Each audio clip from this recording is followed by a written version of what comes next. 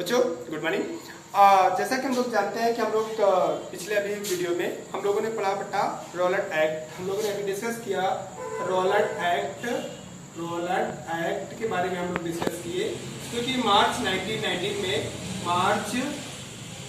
1919 में इंडिया में इंट्रोड्यूस किया गया और मैंने बताया कि इसके खिलाफ में बेटा नेशनल वाइड हड़ताल ऑर्गेनाइज की गई और नेशनल वाइड हड़ताल कब की गई बेटा 6 अप्रैल 1919 को पूरे इंडिया में नेशनल वाइड हड़ताल ऑर्गेनाइज की गई। I have explain that in the oppose of the Rowlatt act because क्योंकि रॉलट एक्ट बेटा था ही एक ब्लैक लॉ था, एक कह सकते काला कानून था बेटे हमारे क्या कहते हैं हमारे इंडिया के इतिहास में एक काला कानून की से हम संज्ञा दे सकते हैं कि अगर हम आज़ादी की बात करेंगे तो भी हमें क्या कहते हैं जेल भेज दिया जाएगा।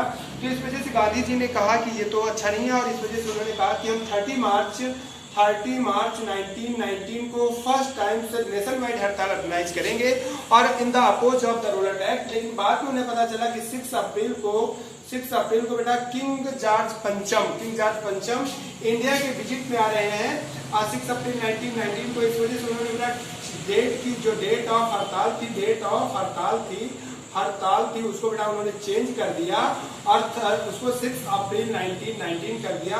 तो बेटा क्योंकि बहुत जगह पर बेटा ये डेट चेंज, क्योंकि उस समय बेटा हमारे जो इंफॉर्मेशन टेक्नोलॉजी थी या जो हम क्या कहते हैं जो मैसेज थे वो इतने ज़्यादा इफेक्टिव तो नहीं थे कि रात में आपके पास मैसेज आ जाए कि कल जूम क्लास में आपकी पीटीएम होगी, ऐसा तो नहीं था उस समय तो बेटा बहुत मुश्किल से मैसेज पहुंचाए जाते थे, लेटर लिख के भेजे जाते थे और बाय वर्बल लोगों के थ्रू मैसेज पहुंचाए जाते थे कि जाके वहाँ बता दो जा करके, या लेटर्स चिट्ठी वगैरह लिखी जाती थी। ऐसे तो बहुत मुश्किल होता था हर जगह पर सारी इन्फॉर्मेशन पहुँचा पाना।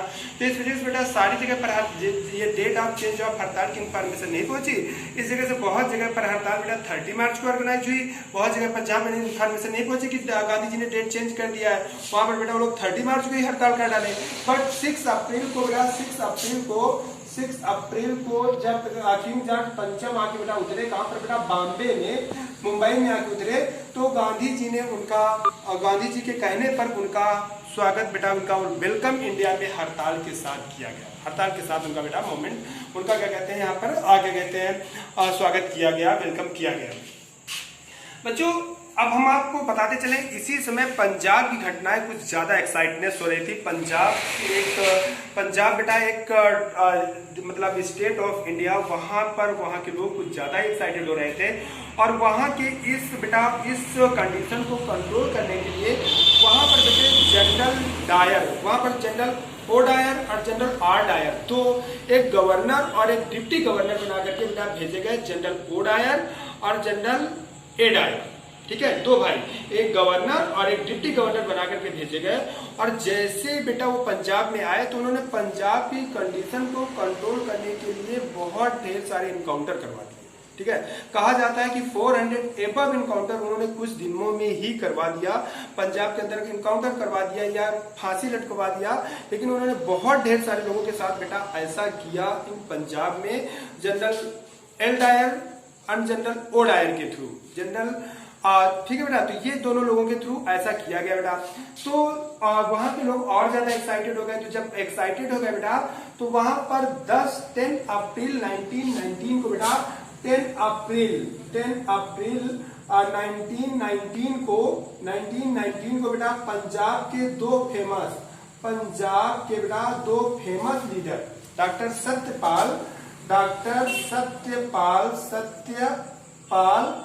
सत्यपाल और सैफुद्दीन किचलू। ठीक है बेटा, सैफुद्दीन किचलू को बेटा ये दो लोगों को डॉक्टर सत्यपाल और डॉक्टर सैफुद्दीन किचलू को बेटा अरेस्ट कर लिया गया बाय ब्रिटिश गवर्नमेंट के थ्रू 10 अप्रैल। देखो मैं बता रहा हूँ घटनाएं एक दूसरे से जुड़ी हुई हैं। 6 अप्रैल को बेटा पूरे नेशनल वाइड हड़ताल हो रही है। मार्च में बेटा क्या आ रहा है, मार्च में आपका रॉलट एक्ट आ रहा है। रॉलट एक्ट के अपोज में 30 मार्च को हड़ताल होने जा रही है। साथ बाद में गांधी जी को पता चल रहा है कि 6 अप्रैल को किंग ऑफ इंग्लैंड आ रहे हैं, तो डेट ऑफ हड़ताल चेंज की जा रही है और 6 अप्रैल को बेटा हड़ताल हो रही है और 10 अप्रैल 1919 को पंजाब के दो फेमस लीडर को बाई जनरल डायर के through, General Dyer L Dyer O Dyer governor deputy governor के थ्रू उनको बेटा 2 फेमस लीडर को, तो वहां पर बहुत ज्यादा टेंशन का माहौल वैसे भी था क्योंकि बहुत ढेर सारे लोगों को फांसी दे दी गई थी और बहुत ढेर सारे लोगों को इनकाउंटर करवा दिया गया था। इस वजह से बेटा वहां पर वैसे भी कंडीशन कुछ अच्छी नहीं थी और उस कंडीशन में क्या कहते हैं डॉक्टर सत्यपाल जो वहां के बड़े पॉपुलर लोकल लीडर थे, डॉक्टर सत्यपाल और सैफुद्दीन किचलू को बेटा अरेस्ट कर लिया गया बाय ब्रिटिश गवर्नमेंट के थ्रू और अरेस्ट करके उनको देश निकालने की सजा दे दी गई। किसको डॉक्टर सत्यपाल और सैफुद्दीन किचलू को। जब बेटा देश निकालने की सजा दी गई तो बेटा वहां के लोग बहुत ज्यादा गुस्से में आ गए, पंजाब के लोग। और जब पंजाब के लोग बेटा गुस्से में आ गए तो आगे कहते हैं वो लोग क्या कहते हैं बेटा हड़ताल करने लगे। वो लोग हड़ताल करने लगे और हड़ताल करने पर बेटा तभी वहां पर एक घटना घटी और उस घटना को बेटा हम लोग जलियांवाला बाग इंसिडेंट कहते हैं। जलियांवाला बाग इंसिडेंट कहते हैं। तो बच्चों हम लोग जलियांवाला बाग इंसिडेंट के बारे में पहले बुक में कितना है वो पढ़ते हैं और फिर तुमको एक्स्ट्रा पढ़ाते हैं जलियांवाला बाग इंसिडेंट हुआ कैसे। तो आप लोग समझते हैं जलियांवाला बाग कांड, जलियांवाला बाग कांड या जलियांवाला बाग इंसिडेंट। अब बेटा जलियांवाला बाग इंसिडेंट हुआ कैसे। जलियांवाला बाग इंसिडेंट की डेट क्या बेटा 13 अप्रैल 1919 को बेटा जलियांवाला बाग इंसिडेंट हुआ 13 अप्रैल 1919 को। अब से बेटा ये डेट कंट्रोवर्सी नहीं होगी क्योंकि इस दिन हुआ मतलब उस दिन हुआ। अब जैसे कोई मोमेंट है तो पता नहीं मोमेंट की स्टार्टिंग हम कहां से मानेंगे, जिस दिन मीटिंग हुई उस दिन से, किसी दिन अफेक्टिव हुआ उस दिन से, तो उसमें कंट्रोवर्सीज होती है। लेकिन जैसे ये डेट है तो एकदम फिक्स है कि 13 अप्रैल को जलियांवाला बाग इंसिडेंट हुआ। अब हुआ कैसे बेटा कि कहा जाता है कि पंजाब में जब डॉक्टर सत्यपाल और सैफुद्दीन किचलू को अरेस्ट कर लिया गया तो बुक में ये दिया हुआ है कि पंजाब के लोगों ने बहुत पीसफुल तरीके से इस चीज को अपोज करना चाह रहे थे कि अपोज करें, तो वही अपोज करने की बात है। लेकिन 13 अप्रैल को बेटा पंजाबियों का एक बहुत बड़ा फेमस फेस्टिवल बैसाखी सेलिब्रेट किया जाता है एवरी ईयर। बैसाखी बेटा इट इज मतलब बैसाखी का फेस्टिवल बेटा सेलिब्रेट किया जाता है। पंजाब का एक फेमस फेस्टिवल होता है क्योंकि नए अनाज यानी एक क्रॉप एक तरीके से कहें कि ये मतलब क्रॉप हार्वेस्टिंग का फेस्टिवल होता है, क्रॉप फेस्टिवल होता है।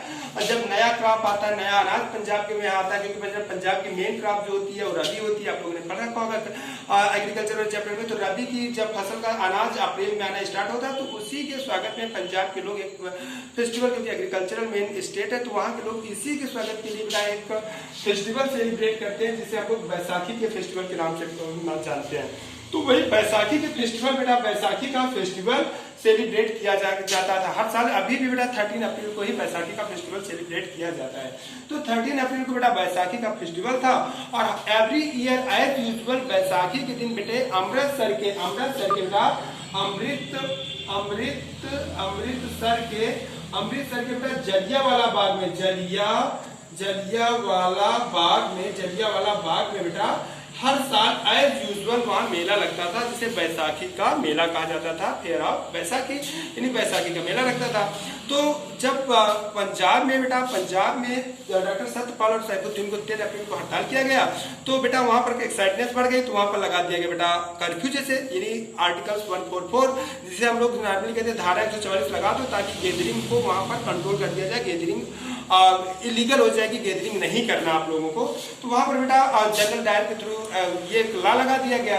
लेकिन बेटा गांव के लोग क्या जाने बेटा कि क्या होते हैं। गांव के लोग बेटा इनोसेंस लोग, उनको तो बस ये था कि हमें मेला देखने जाना है और वो गांव के बेटा नियर बाई विलेजेस के अमृतसर के नियर बाई विलेजेस के लार्ज क्राउड बेटे गैदर्ड हुई इन द जलियांवाला बाग कांड में, जलियांवाला बाग में टू सी द फेयर। और जनरल डायर जाकर के वहां पर गोली चलवा दी है और जिसका रिजल्ट क्या हुआ कि बहुत ढेर सारे लोग मारे गए बेटे। अब तो ये तो हमारी बुक में इतना दिया है, लेकिन अब बेटा हम इसको थोड़ा और ब्रॉडली पढ़ते हैं, ब्रॉडली समझने की कोशिश करते हैं कि जलियांवाला बाग इंसिडेंट की भूमिका कहाँ से बनी, जलियांवाला बाग कांड की भूमिका कहाँ से स्टार्ट होती है।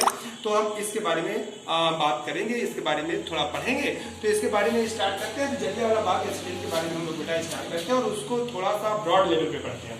तो मैंने बताया कि बेटा पंजाब में जब एक्साइटनेस कुछ ज्यादा बढ़ गई तो बेटा इंग्लैंड से दो भाइयों को डायर ब्रदर्स को पंजाब का जनरल एल डायर और जनरल ओ डायर को बेटा पंजाब का गवर्नर और डिप्टी गवर्नर बना करके भेजा गया। जनरल एल डायर को गवर्नर और जनरल ओ डायर को बेटा डिप्टी गवर्नर बना करके पंजाब भेजा गया। और इन लोगों ने आते बेटा ढेर सारे इनकाउंटर करवाए, ढेर सारे लोगों को फांसी लटकवाया और ये सब लटकवाने में 13 अप्रैल को बेटा क्या कहते हैं ये घटना घट गई। इसके बाद बेटा ये जब घटना घटी मतलब पंजाब की घटनाओं में ढेर सारे लोगों को मर्डर करवा रहे थे, तो बेटा पंजाब के लोग एक दिन गुस्सा गए और एक दिन वो बेटा रैली निकाल रहे थे। तो एक अंग्रेज अधिकारी ने जाकर के बेटे वहां बदतमीजी किया, तो रैली में उस भीड़ को कुचल डाला, उस भीड़ ने उस बंदे को कुचल डाला अंग्रेज अधिकारी को।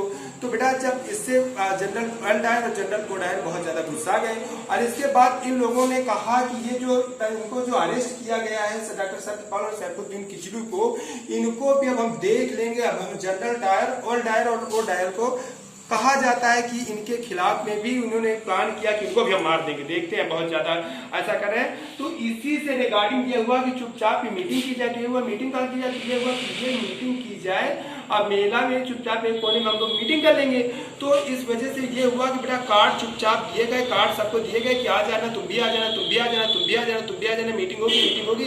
सारे रूल्स आपस में कांटेक्ट कर रहे थे कि सब लोग वहां ही पहुंचना और वहां पर डिसाइड होगा कि हमको क्या अगला कदम उठाना है हमारे सत्यपाल और डॉक्टर सैफुद्दीन किचलू के अरेस्ट कर लेने के बाद। तो बेटा ये लोग अपना आपस बातें कर रहे थे, लेकिन बेटे वो हंसराज नाम के गंदे इंसान के हाथ में वो इन्फॉर्मेशन पहुंच गई और उसने इस इन्फॉर्मेशन को बेटा पहुंचा दिया किसके पास? जनरल एल डायर के पास पहुंचा दिया। और जनरल एल डायर ने कहा अच्छा बड़े मजे की खबर लेके आए हो तुम। और इसके बाद जनरल एल डायर ने उनसे कहा कि ठीक है आप जाइए, आप अपना इनाम ले लीजिए, जाइए।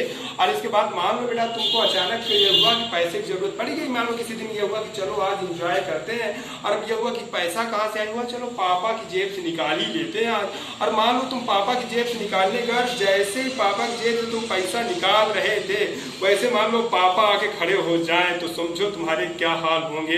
सोचो बेटा तुम किस तरीके ऐसे एकदम पानी एकदम सन रह जाओगे। तो वही घटना हुई बेटा, यहाँ पर चल रही थी मीटिंग भी चल रही थी, मेला तो लगा ही था, लेकिन यहाँ पर बेटा वो लोग मीटिंग भी कर रहे थे। और जब मीटिंग हो रही थी तो जनरल डायर बेटा जा करके वहां खड़े हो गए। जनरल डायर तो बेटा जितने मीटिंग करने वाले थे सब स्वागत किए, ये क्या हो गया, इनको इन्फॉर्मेशन कहां से पहुंच गई। और जनरल एल डायर पहुंचे बेटा, जनरल एल डायर पहुंचे और जनरल ओ डायर के कंधे में हाथ रखे और कहे कि देखो देख लेना केस जरा, हम तो जा रहे हैं। और इसके बाद जैसे बेटा जनरल एल डायर वहां से हटे वैसे जनरल ओ डायर ने अपने मिलिट्री ट्रूप से कहा कि गोली चला दीजिए, ठीक है। और इस तरीके से बेटा जलियांवाला बाग की लोकेशन है वो कुछ ये तरफ है कि चारों तरफ से बेटा बाउंड्री है और एक बहुत पतला रास्ता काफी दूर तक गया हुआ है, पतला रास्ता गया है, दोनों तरफ बाउंड्री है। और यहाँ से फिर जाके यहाँ ये बाग पड़ता है। तो यहाँ से भागने का सिर्फ मात्र एक ही ये रास्ता था और वो भी बहुत पतला रास्ता था, वो भी यहाँ दरवाजे पर आर्मी खड़ी हुई थी। तो बेटा भागने का कहीं से कोई रास्ता नहीं था। ये लोग कहते हैं आप भाग रहे थे, बेसिकली गोली इन पर चलाई जा रही थी, लेकिन बेटे बहुत ऐसे इनोसेंस लोग भी थे जो उस मेला में देखने के लिए आए हुए थे, जो वहाँ मेला भी चल रहा था। तो बहुत ऐसे इनोसेंस लोग थे बेटा जो भाग रहे थे इधर उधर, लेकिन मारे गए। और इस मेले में बेटा और इनको तो बेटा स्पेशली तौर पर मारा गया, जो मीटिंग में लोग थे इनको तो बेटा स्पेशली मारा गया। और कहा जाता है बेटा कि आर्मी की बुलेट्स खत्म हो गई और लोग जाकर के कुआं में कूद गए, जाकर के इनमें से कुछ लोग जो मीटिंग कर रहे थे कुछ लोग अपने बचाव के लिए बेटा कुआं में जाके कूद गए और कहते हैं बेटा कि जनरल ओ डायर ने कहा ठीक है और बुलेट खत्म हो गई तो क्या है बुलेट फिर लाओ। और फिर इस तरीके से बेटा बुलेट मंगाई गई और कहा जाता है कि जो कुआं में कूदे हुए सैनिक थे, कुआं में कूदे हुए लोग थे, सैनिकों को बुलाया गया, ब्रिटिश आर्मी के लोगों को बुलाया गया और उनके आग में पट्टी बांध दी गई ताकि उनको देखो मत, आपको दया ना आए। और बेटा उनसे कहा गया कि कुआं में गोली चलाइए और बेटा कुआं में गोली चलवाया जनरल ओ डायर, ठीक है। तो ये घटना घटी बेटा जनरल ओ डायर के बारे में। जनरल ओ डायर ने ऐसा खेल खेला, ऐसा घिनौना खेल खेला जो वर्ल्ड को बेटा शॉक कर दिया, ब्रिटिश गवर्नमेंट को तो बात ही छोड़ दो, वर्ल्ड लेवल पर बेटा शॉक कर दिया गया। वर्ल्ड लेवल को मतलब वो हुआ और एक इंडिया के